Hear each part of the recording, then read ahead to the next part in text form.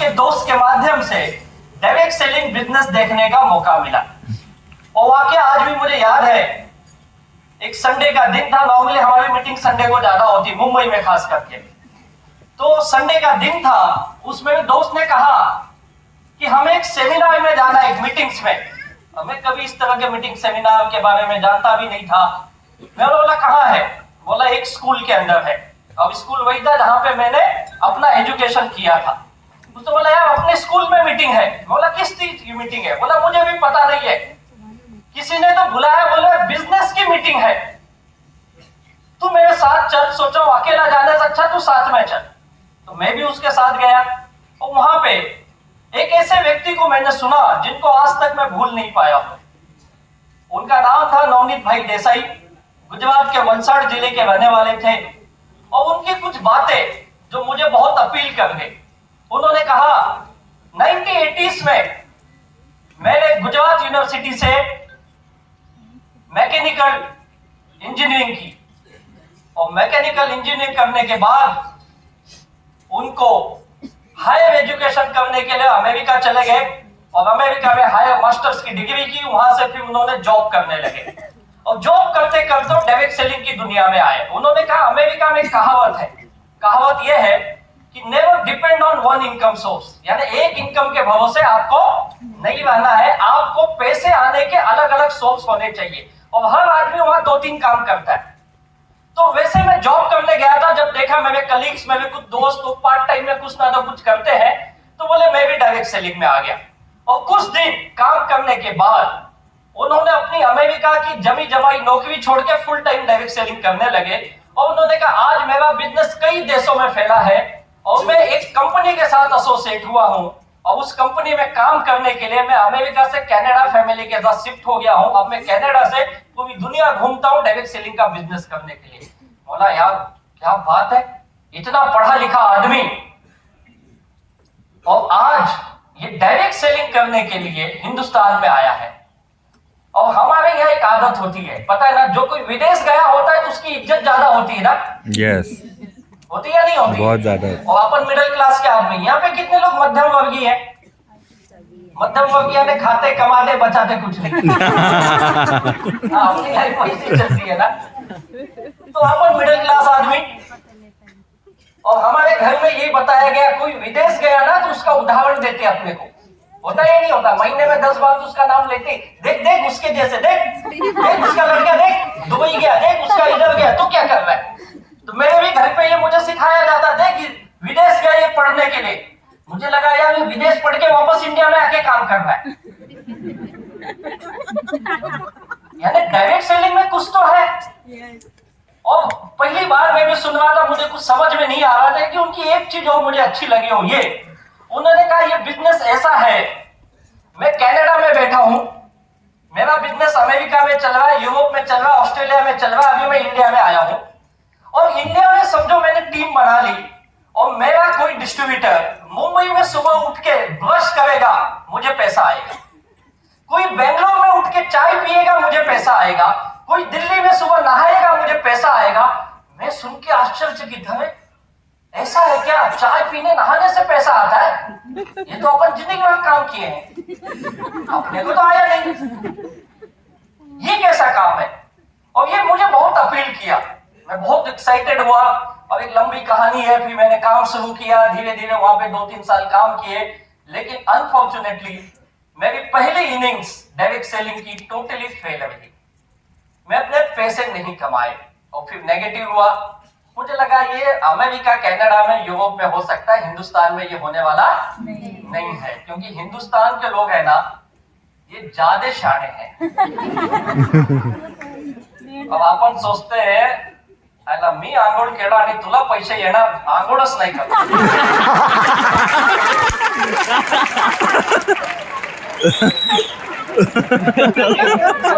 आणि तुला पैसे येणार, दातच नाही घासतात। अपने लोग ज्यादा होशियार हैं, हमारे यहाँ तो उल्टा चलता है। तुझे क्या फायदा ये बता भैया, तुझे क्या फायदा वो देख, नहीं नो में देखेगा तुझे क्या मिलेगा वो बता। आधा परेशानी तो ये है। फेल रहा। मैं बोला यार ये अपने बस का काम नहीं है, और फिर मैंने धंधा शिफ्ट किया। मैं ट्रेडिशनल बिजनेस में गया, मैंने होटल शुरू किया, एक दुकान शुरू की, ऐसे छोटे छोटे बहुत सारे बिजनेस मैंने किए, लेकिन मेरा कोई बिजनेस चला नहीं। जिंदगी के 8 साल मैंने अलग अलग बिजनेस किए। इन 8 सालों में मैं पैसे नहीं कमाया। और आप जानते हैं मध्यम वर्गीय पैसे नहीं कमाएगा तो क्या करेगा? बिजनेस करते हो, पैसे नहीं कमाओगे तो क्या करोगे? नुकसान करेंगे भाई। मैंने लॉस किया, नुकसान किया, और 8 सालों के बाद दुनियादारी समझ में आई। और आज की दुनिया क्या है बताओ, आप सब इस बात से एग्री करोगे। अगर आज आपके जेब में पैसे हैं तो दुनिया आपको सलाम करेगी, और जेब खाली है तो दुनिया छोड़ो, अपने घर में अपनी कोई कीमत नहीं है। और ये मुझे समझ में आया पैसे की अहमियत क्या है। मैं हमेशा बोलता हूं, जिस घर में पैसे नहीं आते हैं उस घर में झगड़े ज्यादा आते हैं। यस। अब देख लो किसके घर ज्यादा झगड़े होते हैं। मैडम लोग किसके घर ज्यादा होते हैं? जिसके घर ज्यादा पैसा है उसके पास समय नहीं है झगड़ा करने के लिए। जिसके पास नहीं वही झगड़ रहा है।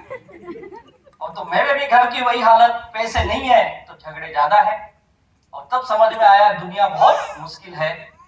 और न चाहते हुए मिडिल क्लास के व्यक्ति, घर से ये बताया गया बस कर वे, धंधा अपने बस का काम नहीं है, अपन बिजनेस नहीं कर सकते। तू पढ़ा लिखा आदमी पे उदाहरण दे, देख तेरा दोस्त जॉब पे लग गया, आज 20,000 कमा रहा है, वो देख दुबई चले गया 50,000 कमा रहा है, तू क्या किया बता? 8 साल हो गए यार, 1-2 साल नहीं 8 साल, क्या करता है तुझे ठिकाना नहीं है। और फिर मैं भी दुखी था, मैंने जॉब पकड़ा, बोला अब जॉब करेंगे अपन। मैं नौकरी करने लगा, और नौकरी करते करते कुछ दिन के बाद मुझे एक ऐसा व्यक्ति मिला जो बोला एक आदमी से तुझे मिलना है। मैंने बोला कहाँ मिलना है? बोलो आएगा तेरे पास। मैंने तेरा नंबर उसको दिया है, तेरा एड्रेस भी दिया है। और वो व्यक्ति मेरे घर आए, मैं जॉब पे था, मिला नहीं। और फिर जब उन्होंने बताया, बड़ी लंबी कहानी है, आपको शॉर्ट में बताओ, फिर मैं उनको मिला जाके, तो उन्होंने कहा मैं एक बिजनेस लेके आया हूं आपके पास। बोला ये कौन सा बिजनेस है? बोले ये डायरेक्ट सेलिंग बिजनेस है। बोला वही 2 का 4, 4 का 8 वाला। बोले तुमको कैसे मालूम? बोला मैं करके छोड़ दिया भाई। और तू आया कहां से? चेन्नई से। और चेन्नई से आए थे मुंबई में, ठाणे में, और वो मुझे बिजनेस बता रहे थे। और मैं उनको बोला सर एक चीज बताओ। बोले बोलो। तुम भी मत। बोला आप अच्छे घर के दिखते हो, क्योंकि उन्होंने मुझे 2 घंटे में चाय पिलाई, सैंडविच खिलाई। बोला आप अच्छे आदमी हो, मेरा सलाह है। बोले बोलिए। बोला ये काम आप मत करिए। बोले आपको ऐसा क्यों लगता है? बोला मैं एक बार किया था। मैं उनसे पूछा, आप भी पूछते ना लोगों से, लोग पूछते तू कितना कमाया? तो मैंने भी पूछा तू कितना कमाया? बोले मेरा लाख रुपए चेक आता है। बोला साल का? बोले पागल है क्या, साल का नहीं। बोला तो महीने का? बोला महीने का नहीं, हफ्ते का। बोला पक्का झूठ बोल रहा है। बोला अब तू ज्यादा फेंक रहा है, लिमिट से ज्यादा मत फेंक, मुंबई वाले हैं यहाँ पर। बोले नहीं सच में आता है, देख मेरे पास चेक है। उन्होंने चेक के जेरॉक्स दिखाए। बोला जेरॉक्स लेके घूमता है पागल? बोले तो ओरिजिनल तो बैंक में डालूंगा ना, नहीं तो पैसा कैसे आएगा? बोला अच्छा अच्छा। और मेरे मन में डाउट चल रहा है, ये जेरॉक्स तो मैं भी बना सकता हूँ। बोला यार ये बेवकूफ वाला काम मत कर। बोले यू डोंट, वो इंग्लिश में बात करते थे, यू नॉट बिलीव। बोला बिलीव छोड़, लोग मारेंगे पकड़ के। ये लाख लाख मत बोल, 10-20 हजार बता दो, दिमाग में जाता भी है। साला सीधे लाख, वो भी हफ्ते का। लेकिन वो बहुत समझ है, मैं माना नहीं उनकी बात।